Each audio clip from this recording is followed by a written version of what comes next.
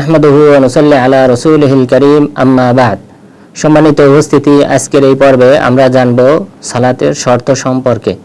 সালাতের মোট 9টি শর্ত রয়েছে। এই 9টি শর্ত অবশ্যই আদায় করতে হবে সালাতে দাঁড়ানোর পূর্বে। এই শর্তগুলি যদি আদায় না হয় তাহলে সালাত বাতিল হয়ে যায়। সুতরাং সেই দৃষ্টিকোণ থেকে আমাদের সালাতের শর্তগুলি জানা একান্ত ওয়াজিব।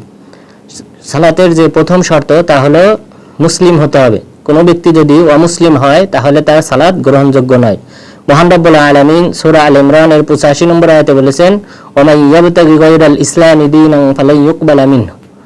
যদি কোনো ব্যক্তি ইসলাম ছাড়া অন্য কোনো ধর্ম অন্বেষণ করে তাহলে তার সেটা গ্রহণ করা হবে না। তাহলে ইসলাম ব্যতীত, মুসলিম ব্যতীত অন্য কোনো ব্যক্তির কোনো আমল আল্লাহ তাআলার দরবারে কবুল হয় না। এরপর দ্বিতীয় যে শর্ত তা হলো আল আকল, বিবেক থাকতে হবে, অর্থাৎ আমাদের স্মৃতিশক্তি থাকতে হবে। যদি স্মৃতিশক্তি আউট হয়ে যায়, কোনো ব্যক্তি পাগল হয়ে যায়, তাহলে তার উপর সালাত ফরজ নয়। কারণ রাসূল সাল্লাল্লাহু আলাইহি ওয়াসাল্লাম বলেছেন, সুনান তিরমিজি 1423 নম্বর হাদিস, রুফি আল কলামু আন সালাস ওয়া আনিল মাজনুন হাত্তা ইয়াকিল। রাসূল সাল্লাল্লাহু আলাইহি ওয়াসাল্লাম বলেছেন, 3 ব্যক্তি থেকে কলম তুলে নেওয়া হয়েছে, তাদের আমলনামায় ভালো মন্দ কোনোটাই লিপিবদ্ধ করা হয় না। এক ব্যক্তি হলো যে ব্যক্তি পাগল, যতক্ষণ পর্যন্ত না সে তার বিবেক ফিরে পায়, তাহলে সুস্থ না হওয়া পর্যন্ত তার আমলনামা কবুল হবে না। এরপর 3 নম্বর সালাতের যে শর্ত তা হলো সিন্নুত তামাইয়ুজ, অর্থাৎ পার্থক্য, ভালো মন্দের পার্থক্য করার মতো একটা বয়স হতে হবে। অর্থাৎ 1, 2, 3, 4, 5, কোনটা ডান হাত, কোনটা বাম হাত, কোনটা সামনে, কোনটা পিছনে ইত্যাদি তামাইয়ুজ করার মতো, পার্থক্য করার মতো জ্ঞান থাকতে হবে। আর সেটা হলো 7 বছর।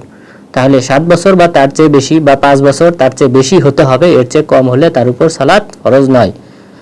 কারণ রাসূল সাল্লাল্লাহু আলাইহি ওয়াসাল্লাম বলেছেন, মুরু আওলাদাকুম বিসসালাহ ওয়া হুম আবনাউ 7 সিনিন ওয়াদরিবুহুম আলাইহা ওয়া হুম আবনাউ 10। যে তোমরা তোমাদের সন্তানদেরকে 7 বছর বয়স হলে তাদেরকে সালাতের নির্দেশ দাও। যদি তারা সালাত আদায় না করে তাহলে 10 বছর বয়স হলে তাদেরকে প্রহার করো। তাহলে 7 বছর বয়সে নির্দেশ দিতে বলা হয়েছে, 10 বছর পর্যন্ত সালাত আদায় না করলে তাদেরকে প্রহার করতে বলা হয়েছে। সুতরাং এই ভালো মন্দের পার্থক্যের বয়সে উপনীত হবে, এটা হতে হবে। এটা হলো 3 নম্বর শর্ত। এরপর 4 নম্বর যে শর্ত সেটি হলো দুখুলুল ওয়াক্ত, তথা সময় হতে হবে। মহান রব্বুল আলামিন সূরা নিসার 103 নম্বর আয়াতে বলেছেন, ইন্নাস সালাতা কানাত আলাল মুমিনিনা কিতাবাম মাওকুতা। নিশ্চয়ই নামাজের নির্ধারিত সময় রয়েছে মুমিনদের জন্য। সুতরাং এই নির্ধারিত সময়ে তথা এই পুরো সময় হওয়ার পর আমাদেরকে সালাত আদায় করতে হবে। ওয়াক্ত হওয়ার পূর্বে যদি কেউ সালাত আদায় করে তাহলে তার সেই সালাত কবুল হবে না। এরপর 4 নম্বর যে শর্ত সেটা হলো লজ্জাস্থান ঢাকা। আমাদেরকে লজ্জাস্থান ঢাকতে হবে। মহান রব্বুল আলামিন সূরা আরাফের 31 নম্বর আয়াতে বলেছেন, ইয়া বানি আদম খুযু যিনাতাকুম ইনদা কুল্লি মসজিদ। হে আদম আলাইহিস সালামের সন্তানরা, তোমরা নামাজ আদায় করার সময় তোমরা সৌন্দর্যতা অবলম্বন করো, পোশাক পরিধান করো। ইবনে আব্বাস রাদিয়াল্লাহু আনহু এই আয়াতের উপর ভিত্তি করে বলেছেন যে আল্লাহ তাআলা এই আয়াতে যে লিবাস, পোশাক পরিধান করতে বলেছেন তার অর্থ হলো লজ্জাস্থান ঢাকতে বলেছেন। সুতরাং লজ্জাস্থান ঢাকাটা এই সালাতের অন্যতম একটা শর্ত। এরপর সালাতে আমাদেরকে পবিত্রতা অর্জন করতে হবে, ওযু করতে হবে। ওযুবিহীন অবস্থায় সালাত হবে না। ওযুটা 2টি কারণেই করতে হবে, অর্থাৎ যে সকল কারণে গোসল ফরজ হয় সেই কারণেও আমাদেরকে ওযু করতে হবে। এরপর ছোট যে সকল কারণে, অর্থাৎ পেশাব পায়খানার কারণে ওযু ভেঙে যায়, এই কারণেও আমাদেরকে ওযু করতে হবে। কারণ মহান রব্বুল আলামিন সূরা মায়েদার 6 নম্বর আয়াতে বলেছেন, ওয়া ইন কুনতুম জুনুবান ফাত্তাহহারু। তোমরা জুনুবি হলে তাহলে তোমরা ওযু করো। এরপর আল্লাহ তাআলা বললেন, ইয়া আইয়ুহাল্লাযীনা আমানু ইযা কুমতুম ইলাস সালাহ ফাগসিলু ওয়ুজুহাকুম ওয়া আইদিয়াকুম ইলাল মারাফিক। হে মুমিনগণ, তোমরা নামাজে দাঁড়ালে তখন তোমরা তোমাদের হাত মুখ ধৌত করো এবং তোমাদের হাতের কুনি পর্যন্ত ধৌত করো। এরপর আল্লাহ তাআলা ওযু করার নিয়মটা বললেন। তো সুতরাং এই ওযু করা এটা হলো নামাজের অন্যতম একটা শর্ত। রাসূল সাল্লাল্লাহু আলাইহি ওয়াসাল্লাম বলেছেন, সুনানে আবি দাউদের 61 নম্বর হাদিস, মিফতাহুস সালাহ আত-তুহুর। নামাজের চাবি হলো ওযু করা। তাহলে ওযুবিহীন অবস্থায় সালাত আদায় হবে না। এরপর আমাদের 7ম যে শর্ত সেটি হলো যে সকল ময়লা রয়েছে শরীরে, ময়লা নাপাকি, এই নাপাকিগুলা শরীর থেকে পোশাক থেকে এবং যে স্থানে সালাত আদায় করা হবে সেই স্থান থেকে দূর করতে হবে। যদি কেউ নাজাসাত অবস্থায় সালাত আদায় করে তার সালাত হবে না। মহান রব্বুল আলামিন সূরা মুদ্দাসসিরের 4 নম্বর আয়াতে বলেছেন, ওয়া সিয়াবাকা ফাতাহহির, তুমি তোমার পোশাককে পরিষ্কার করো, অর্থাৎ পোশাকে যদি কোনো নাপাকি থাকে সেটা দূর করো।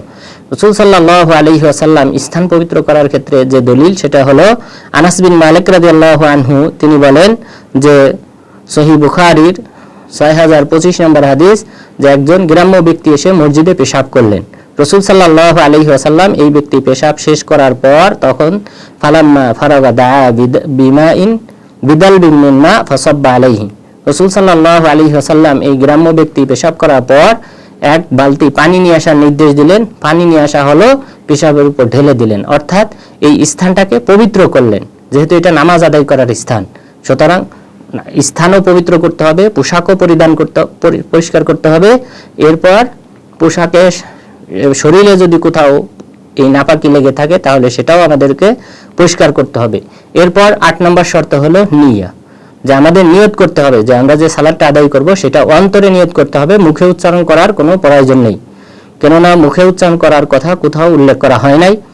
আর রাসূল সাল্লাল্লাহু আলাইহি ওয়াসাল্লাম বলেছেন সহিহ বুখারীর 1 নম্বর হাদিস, সহিহ মুসলিমের 1907 নম্বর হাদিস, ইন্নামাল আমালু বিন্নিয়াত, যে নিশ্চয়ই আমলটা নির্ভর করে নিয়তের উপর, সুতরাং নিয়তটা অন্যতম শর্ত। এরপর 9 নম্বর যে শর্ত, সর্বশেষ শর্ত, সেটা হলো কিবলামুখী হওয়া। কিবলামুখী হয়ে আমাদেরকে সালাত আদায় করতে হবে। মহান রব্বুল আলামিন সূরা বাকারার 144 নম্বর আয়াতে বলেছেন, ফাওয়াল্লি ওয়াজহাকা শাতরাল মসজিদিল হারাম, আপনি আপনার চেহারাকে বাইতুল্লাহর দিকে মুখ করেন, অর্থাৎ নামাজের সময় বাইতুল্লাহ মুখী হয়ে দাঁড়িয়ে সালাত আদায় করতে হবে, অন্যথায় সালাত আদায় হবে না। সুতরাং আল্লাহ তাআলা যেন আমাদেরকে এই যে সালাতের 9টি শর্ত রয়েছে, ইসলাম গ্রহণ করা, এরপর বিবেকবান হওয়া, এরপর ভালো মন্দের পার্থক্য করার বয়সে উপনীত হওয়া, লজ্জা স্থান ঢাকা, সময় হওয়া, নামাজের সময় হওয়া, ওযু করা এবং ময়লা থেকে নাপাকি থেকে পবিত্র হয়ে সালাত আদায় করা, এরপর নিয়ত করা উক্ত সালাতের এবং কিবলামুখী হয়ে আল্লাহ তাআলা যেন এই সঠিকভাবে শর্তগুলি আদায় করার মাধ্যমে সালাত আদায় করার তৌফিক দান করেন। আমিন। ওয়া আখিরু দাওয়ানা আলহামদুলিল্লাহি রাব্বিল আলামিন।